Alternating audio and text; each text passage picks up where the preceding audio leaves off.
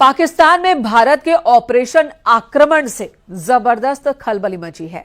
इस वक्त पाकिस्तान में खौफ का आलम है और ऐसी स्थिति है कि पाकिस्तान के जनरल और पाकिस्तान के पूर्व विदेश मंत्री बिलावल भुट्टो के परिवार पाकिस्तान छोड़कर विदेश भाग गए हैं।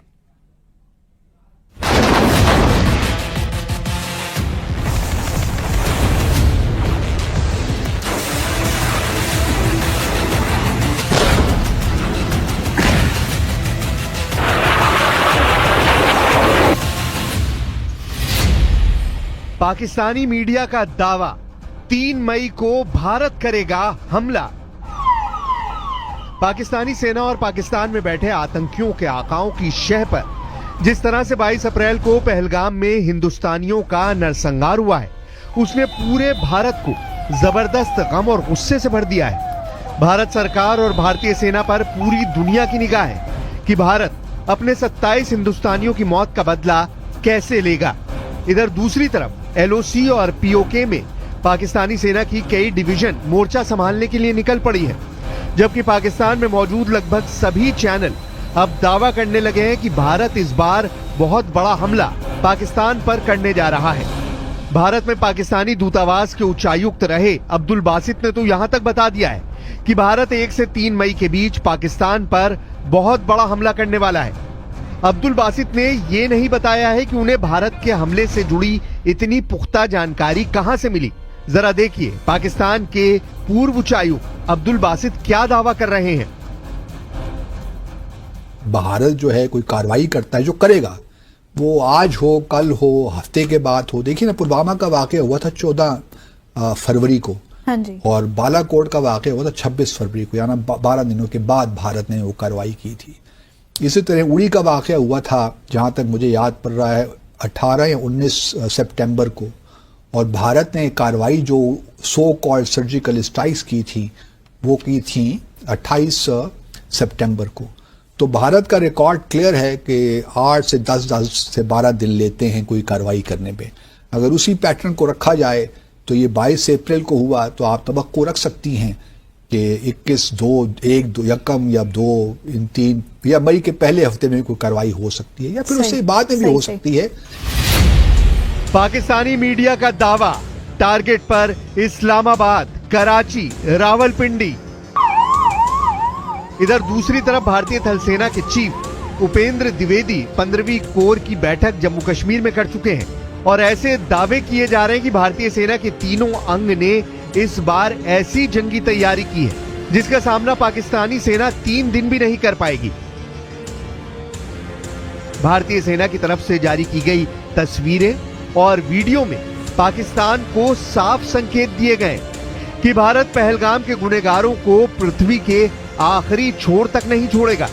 हम आपको पाकिस्तानी मीडिया में उन गीदड़ भपकी और बचकाने दावों को दिखाते हैं जो साबित करता है कि जब सियार की मौत आती है तो वो शहर की तरफ भागता है।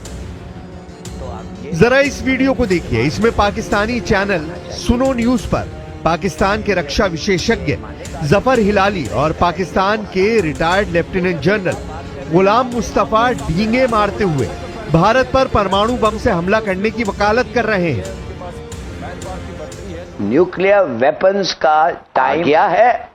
आपने अनाउंस कर भी दिया था कि हम हर चीज से लड़ेंगे जो हमारे पास है। आपने मुल्क को कहा था कि घास खाओ, अगर तुम घास खाओगे तो ये वेपन भी हम हासिल कर लेंगे। हमने घास खाया, वेपन हासिल हो गई, तो अब ये वेपन्स हमें इस्तेमाल करने के लिए तैयार होना चाहिए। क्या इंडिया ये मानेगा? देखिए, एक ही तरीका है इंडिया को हराना। वो क्या तरीका है? बात कर रहे हैं आपने हिलाली साहब बड़ा अच्छा कंपैरिजन किया कि कन्वेंशनल जो वॉरफेयर है उसमें तो उनकी अददी बर्तरी है, उनके पास मैन पावर की बर्तरी है। तो आप कह रहे हैं कि नॉन कन्वेंशनल और जो आपका सबसे इंपॉर्टेंट टूल है दैट इज न्यूक्लियर टूल, आप कह रहे हैं वो बाकी रह गया है, उसके अलावा बाकी ऑप्शंस में हम शायद उनको बीट ना कर सकें, ये कह रहे हैं आप? यस, और कोई ऑप्शन हमारा है ही नहीं, ओनली न्यूक्लियर ऑप्शन। और हमारे पास 160 न्यूक्लियर वॉरहेड्स हैं। एक ही तरीका है हिंदुस्तान को जीतने से रोकना।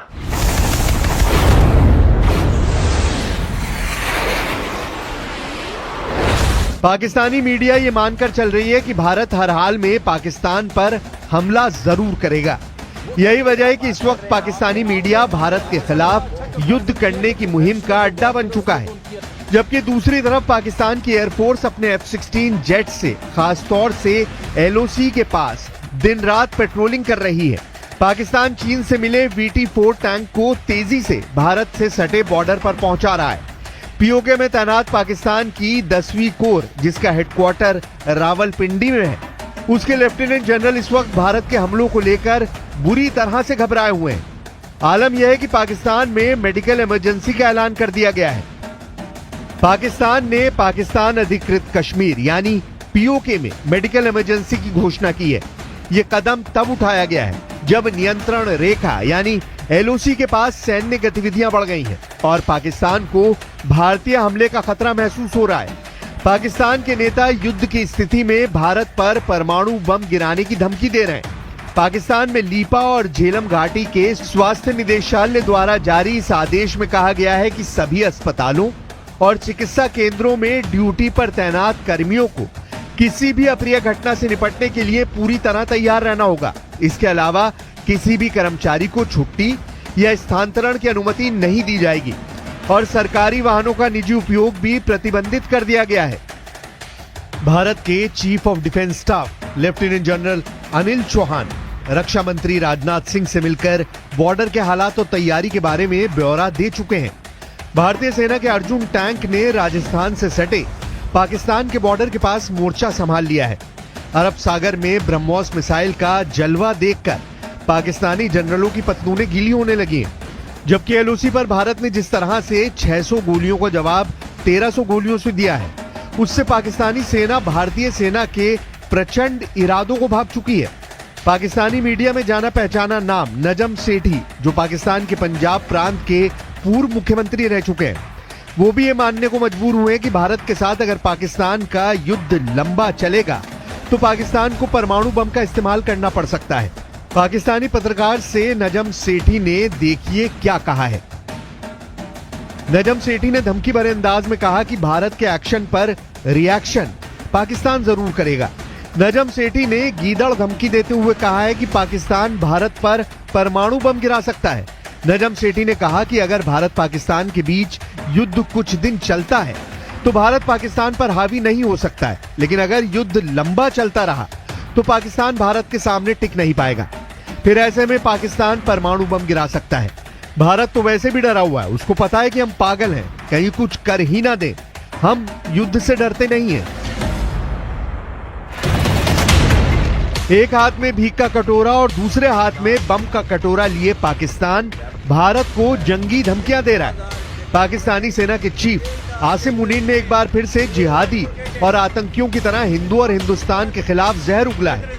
जनरल आसिम मुनीर ने हिंदुओं के खिलाफ एक बार फिर से 26 अप्रैल को पाकिस्तान के खैबर पख्तूनवा प्रांत में ऐसा घिनौना जिहादी बयान दिया है जिसने भारत को और ज्यादा गुस्सा दिला दिया है। पाकिस्तानी सेना के चीफ आसिम मुनीर खैबर पख्तूनवा प्रांत के काकुल इलाके में पाकिस्तानी सैन्य अकादमी यानी PMA में कैडेट की पासिंग आउट परेड को संबोधित कर रहे थे।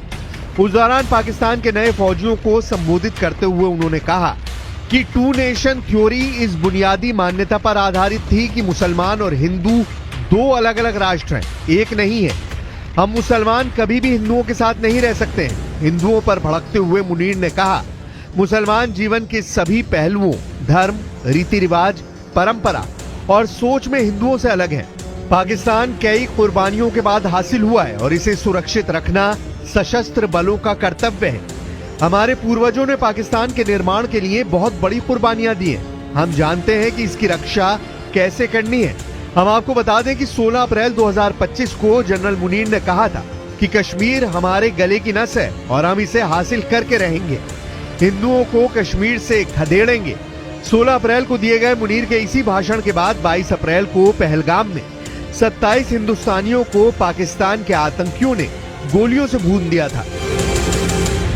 Government stance on Kashmir is absolutely clear. It was our jugular vein. It is our jugular vein.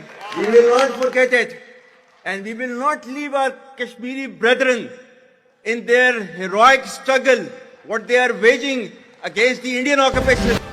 Border पर तनाव जबरदस्त हो गया है। भारत की सेनाएं पाकिस्तान की हर करतूत का मुंह तोड़ जवाब दे रही हैं, जबकि जम्मू कश्मीर में मौजूद जिहादी और आतंकियों के घरों को भारतीय सुरक्षा बल धमाकों से उड़ा रहे हैं। एक एक आतंकी और उनके आकाओं के घरों के चीथड़े उड़ाए जा रहे हैं।